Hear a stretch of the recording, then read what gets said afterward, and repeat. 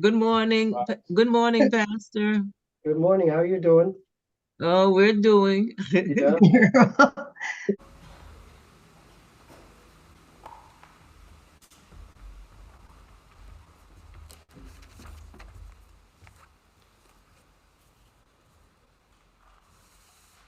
It's been 4 years now, 4 years this month, since we started hearing about a virus called the coronavirus.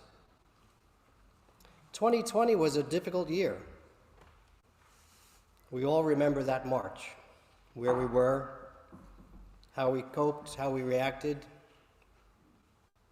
On March 3rd, 2020, the first COVID-19 case was identified in Westchester County. New Rochelle became an emergency containment zone. I remember that next Sunday, our usher went around handing out hand sanitizer to everybody. I can picture that. And later that week, I sent out a message that everybody knew was coming, because everybody heard the news. I sent out a message saying that we would not have church for the next 2 Sundays. I got together with our deacon, Philip, and Pastor Martha, and we would make a video to send out. And we set up a Zoom account that the bishop's office paid for. Martha and Philip and Lorna and I ended up making a weekly worship video. Was that over a year that we did that? I think it was over a year. Maeve and many of our other teenagers became our go-to tech specialists. There are a couple of conversations that stick in my mind from those early weeks, very vivid conversations.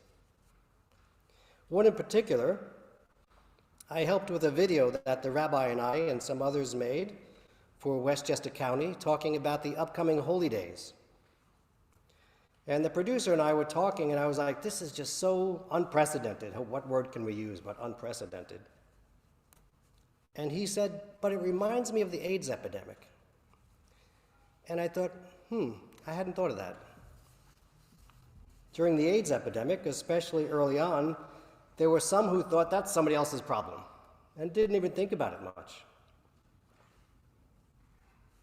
COVID was something we all faced together, and yet people still divided up as to who was going to follow precautions and who wasn't. We do this, people. We divide ourselves up into us and them, friends and enemies, heathens and the faithful. In a sense, it's hardwired in us to categorize, to organize our world. There's a whole area of study about the brain science and bias.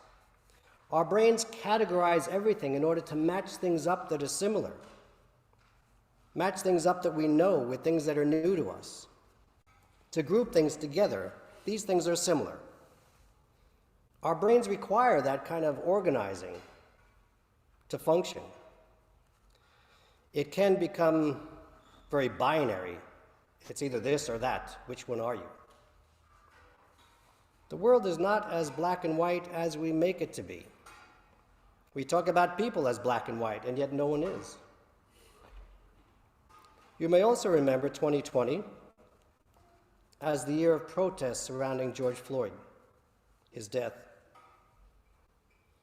George Floyd's death was not about one person, but it was about an ongoing problem. In February of 2020, Ahmaud Arbery was shot and killed. February 23rd, 2020, he was out jogging, and two men started chasing him in their pickup truck. One of them was a retired police officer.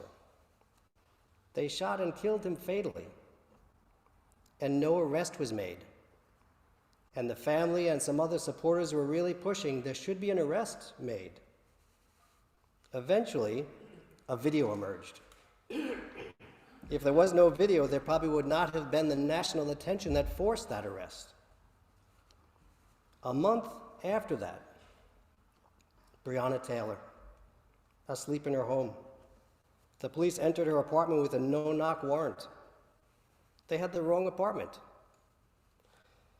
And three of the officers misled the investigators. They began looking into Miss Taylor's death, and 3 officers agreed to tell the investigators a false story. It was just 2 months after that George Floyd was killed. During that approximately 3-month period between the killing of Ahmaud Arbery in Georgia and the May 25th murder of a handcuffed George Floyd by a police officer in Minneapolis, 62 black men and women were killed by police in the United States. 3 months. Some people turned their attention away from that, didn't see it as their problem. They turned away to the protesters. They were concerned about the protests. And there were times when the protests were marred by violence, but 96% of those demonstrations that summer had no injuries and no violence, no property damage. There were over 7,000 demonstrations that summer in response. 96% of them were peaceful. You may remember Portchester had a demonstration, a march in response that summer. You may remember that the stores up and down Main Street boarded up days before when they heard that there was going to be a march. The march was peaceful. The organizers filed their permits. The police chief marched with them. Local public officials marched with them. But we do this. We divide ourselves up into us and them, the good people and the dangerous people. We prejudge. We imagine people to be criminals, to be violent. Science tells us that we're hardwired to categorize, to organize our world. There's a whole area of brain science around bias. It's just our brain. But there are also people who play up these divisions. The Gospels tell us about how Jesus is always helping to include people. Looking over Mark's Gospel, we're going week by week, chapter by chapter, looking at Mark's Gospel. The disciples try to keep the children away from Jesus, you'll remember. Multiple Gospels, 3 different Gospels have it. The disciples sternly speak to the children. 3 Gospels agree on that. They sternly spoke, don't let those children near Jesus. But Jesus said, let the children come unto me, for it is to such as these that the kingdom belongs. Jesus breaking down barriers, building bridges. In chapter 1, a man with a dreaded skin disease, Jesus touches him to heal him. In chapter 2, the people can't get through the crowd, they can't get inside the house where Jesus is. They tear off the roof. And Jesus commends their faith. You remember this, right? Then Jesus eats with tax collectors and other outcasts. Why does he eat with such people? Can you just hear the snarl that must have gone into that, such people? Jesus says, I've not come for the well, but for the sick. That was all in the 2nd chapter of Mark. Barely into chapter 3, Jesus goes up to the synagogue and sees a man paralyzed. Come up here to the front, and he heals the man. You'll remember just a few weeks ago, the woman unclean from bleeding, Jesus brings her to him. You'll remember the man living among the tombs, tormented, possessed, exiled. Jesus returns him to his right mind, returns him to his community. And then a crowd surrounds Jesus, and it gets late, and the disciples say, send them away, it's getting late, they're going to get hungry. Jesus says, no, you feed them. That happens twice in Mark's Gospel. Today, a blind man calls out to Jesus. Many sternly ordered him to be quiet. That word sternly there again. People are treated sternly, told to leave or be quiet, go away or be invisible. Jesus says to Bartimaeus, call him here. We sometimes keep each other away. We keep people away, like the disciples. Jesus sees how we separate, how we segregate. In Mark's gospel, Jesus says, if a kingdom is divided against itself, it cannot stand. If a house is divided against itself, a family, that house will not be able to stand.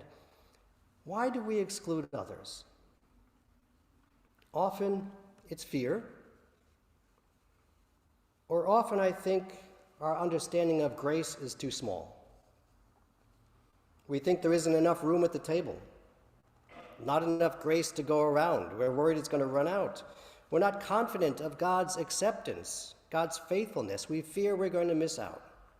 We don't want to be the last on line and then get left empty-handed. But we heard just last week Jesus say, the last shall be first. We think, how do I keep in God's good graces? How do I stand out from the crowd and get God's attention? Today's reading, the disciples asked Jesus, do whatever we ask of you. I just love the way they phrase that. How often do we come to God with something that we want for ourselves? And then just reading along further, the blind man Bartimaeus, have mercy on me.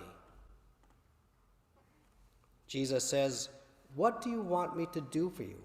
Echoing what the disciples just said, do whatever we want that we ask of you. Jesus is now saying, what do you want me to do? Hear this question. What do you want me to do for you? Jesus is requesting your prayers. He's soliciting your prayers. He's asking for your prayers. But here the disciples ask for privilege, for prominence. Bartimaeus, just a few verses on, let me see again. Before we bring our wishes to God, let us think about what we need and the needs of others. We should not crowd out others when we speak to God.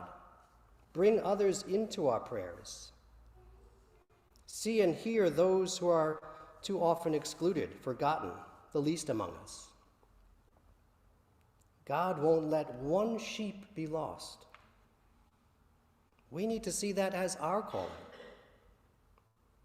Dietrich Bonhoeffer said, the church is church when it is there for others. Let's be that church, the church that Jesus modeled. Not people who are fearful. There's so much to be afraid of, and yet we're called not to be fearful. St. Paul in his letter to the Romans, you did not receive a spirit of fear, but a spirit of adoption. God has made us a family of God. That's the calling that we've received.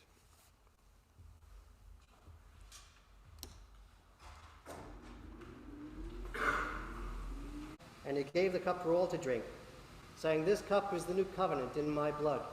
It will be shed for you and for all people, for the forgiveness of sins. Do this in remembrance of me.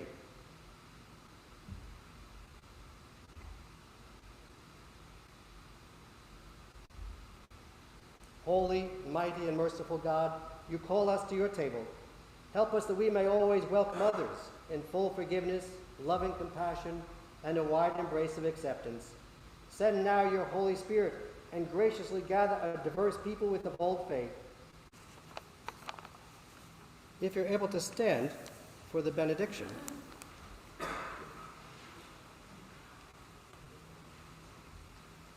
May the Lord bless you and keep you. May the Lord's face shine upon you and be gracious to you. May the Lord look upon you in mercy and grant you peace. Amen.